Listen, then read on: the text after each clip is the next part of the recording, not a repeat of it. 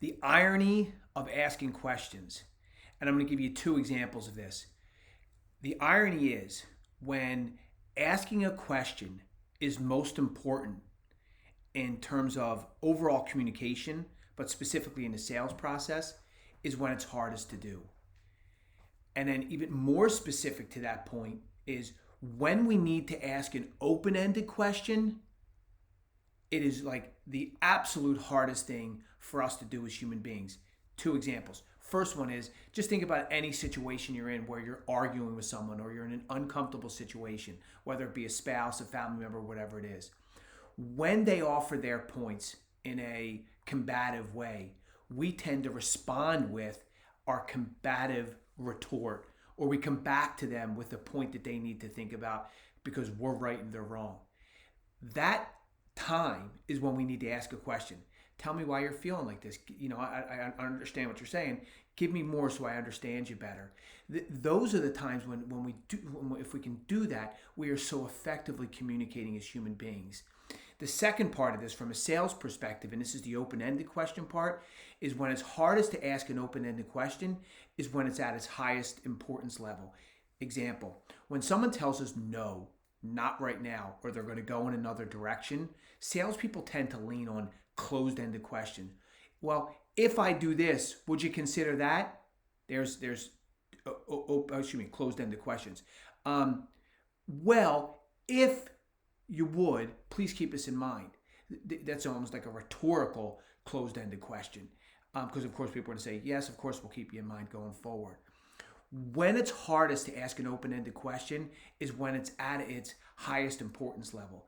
So what I'm going to ask you to think about are the tools that we can use as human beings and as salespeople are twofold. First one is how questions. Start questions out in these conversations, whether they're sales or combative situations that we're in our personal lives. Start questions out with how. So how do I understand better your point, or how do I understand better where you're coming from? That is really, really effective. Or what with numbers. What are the two or three things, what with numbers, what are the two or three things that get you to this point? Or what are the two or three things that get you so unhappy that we're in this conversation right now? I recognize it's hard, but it's a really effective way to communicate and diffuse situations. Now, from a sales perspective, when someone tells us no, the worst thing we can do is reach for those closed-ended questions, but we do it so often. How do we change that? When we're hearing this, we process it and say, how or what with numbers question is what I'm responding with.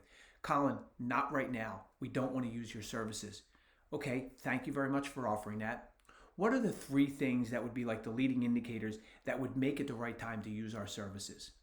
What with numbers, right? So they told me no, but I asked them that question, what with numbers? That enables the next phase of the conversation to begin and for them to put all the breadcrumbs down for me to get the process together on when the right time is for them to engage with us. Or how questions. So Colin, no, not right now. Now's not the right time. Okay, so how would I as a leader of this organization better communicate our value with you going forward? That how question engages. They're giving me help. They're telling me, well, maybe you want to do this. You probably want to do that. We just can't do this unless that happens. Those are the conversations that we want to ask. And again, when it's hardest to ask these open-ended questions is when it's at its highest importance level. And so that's point one. So remember that. And point two is when we're in these situations, just process, say, okay, I need a how question or a what with number questions. If you do that, you'll be communicating more effectively, which of course is really good. And two, you'll be connecting on a higher level, which of course is even better. And then number three, people will give you all the breadcrumbs to solve the issue and help you get the things that you want out of every conversation and every sales process that you're in. Good selling.